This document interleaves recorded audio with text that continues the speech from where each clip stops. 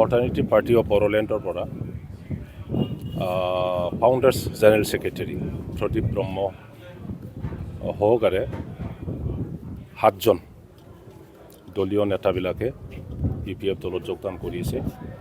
আমি BPF দলৰ ফালৰ পৰা তেখেতসকলক আদৰি লৈছোঁ আৰু আমি ভাবিছোঁ যে আমাৰ BTC বাকী য'তে দলত নাথাকক তেখেতসকলে লাহেকৈ বুজি পেলাই BPF দলৰ দ্বাৰাই BTC শান্তি প্ৰতিষ্ঠা বা বিভিন্ন জাতি গোষ্ঠীক একত্ৰিত কৰা আৰু অঞ্চলৰ উন্নয়ন কৰা এই কামটো BPF দ্বাৰাই মানে সফল কৰিব পাৰে। সেই কথাটো বুজি পেলাই সকলোৱে আহিব। অকল ABP নহয়, আজি জয় ভাৰত পাৰ্টিৰ পৰাও বাক্সা জিলাৰ পৰা 15জনমান জইন অলৰেডি কৰিছে আৰু তাতে জয় ভাৰত পাৰ্টিৰ যি কেণ্ডিডেট আছিলে কি বুলি কয় এইটো তামোলপুৰ সমষ্টিৰ তেখেতেও আজি জইন কৰিছে। ভাল পাইছে, খুব ভাল।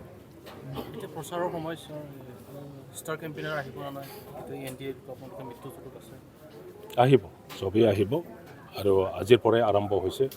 হাগ্ৰামা মহিলা ৰিদেৱৰ যিমান সংগী আছে আমি সকলোৱেই নিজৰ নিজৰ স্থানত মানে য'ত আমাক পঠিয়াইছে সেইবোৰ সমষ্টিত গৈ পেলাই মানে আমি মিটিং কৰি আছোঁ আৰু ৰাইজৰ যিটো ৰেছপন্স সেইটো যিটো দেখা গৈছে 15টাত 15টা NDA জিকিব আৰু BPF দল হিচাপে যি 11টা ছিটত মানে কণ্টেষ্ট কৰিছে সেই 11টা ছিটত বিপুল ভোট লৈ পেলাই জিকিব।